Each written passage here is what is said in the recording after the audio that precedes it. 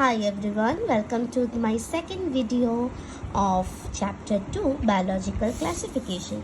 So here I will be helping you out with the notes which I have written from biological classification chapter by reading the NCERT. I have tried to complete the whole chapter in short notes form. Okay, so if it is helpful you can just put a like on my video. Thank you.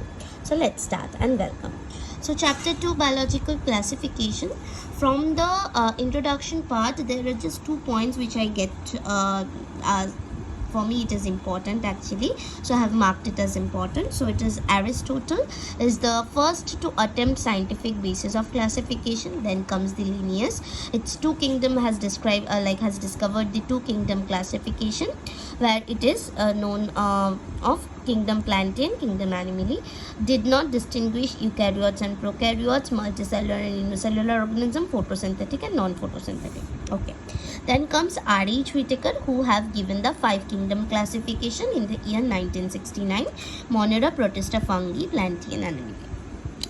Now criteria for classification cells. So what are the criteria? This is very important thing. Criteria for classification, it is cell structure, body organization, mode of nutrition, reproduction and phylogenetic relationship.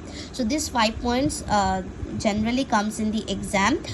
If you are giving your boards or even in the NEET exam, you get to have this kind of questions like what are the criteria for classification, and they give the order and you have to select through it. So cell structure, body organization, mode of nutrition, reproduction and phylogenetic relationship. Then this is the chart which is also given in your NCERT. I have just jotted down over here so that I can learn the entire thing in just a single page. So you can just have a look on the chart. Then 5 kingdom classification. First comes kingdom Protista, Chlamydomonas and Chlorella, earlier placed in algae within plants, plus Paramoecium and Amoeba, earlier placed in Animalia. So this is the part given in the introduction part, that these are the things which has been done earlier, but it is now being resolved in this 5 kingdom classification system. Then comes the first kingdom, which is Kingdom Moneta.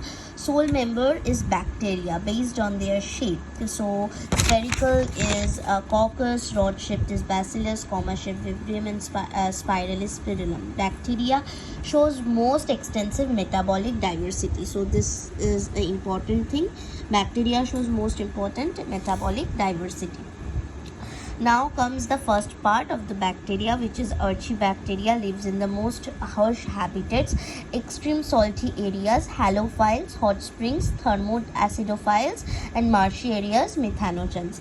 Different cell wall structure helps in survival in extreme conditions in Archaebacteria. Methanogens, gut of several ruminant animals such as cow and buffaloes, helps in methane production of biogas from the dung of animals. So this is the part which you can add in your notes. Then comes Eubacteria, which is also called true bacteria. Okay, so these things in NCERT are given in the paragraph form, which is not easier to learn. So why I have jotted down in points form, so that you can learn it nicely. So Eubacteria, you can just have a look over here. Rigid cell wall, if motile, they have a flagellum. Okay, then comes Cyanobacteria, which is called blue-green algae, have chlorophyll A, photosynthetic autotrophs, cellular, colonial and filamentous, freshwater and marine or terrestrial algae, surrounded by gelatinous sheath, often form blooms in polluted water bodies, fix atmospheric nitrogen in specialized cells, heterocytes. Example, nostoc and anabae. Then come chemosynthetic autotrophic bacteria, oxidizes nitrates, nitrites and ammonia in their ATP production. So use the released energy in their ATP production, these nitrates and ammonia. Okay, they help in recycling nutrients like nitrogen, phosphorus, iron and sulfur. And heterotrophic bacteria, most abundant, help in making curd from milk, production of antibiotics and fixing nitrogen in legume roots. Then cholera, typhoid, tetanus, citrus canker, caused by different bacteria as pathogens. Reproduction of bacteria, this is mainly by fission. Under unfavorable condition, this produce spores. Sexual reproduction, primitive type of DNA transfer from one bacterium to another. Mycoplasma, smallest living cells, completely lack cell walls, survive without oxygen, pathogenic in animals and plants. So this is the first part where you have learned the the introduction part and the bacteria part. I mean the Kingdom Moneta.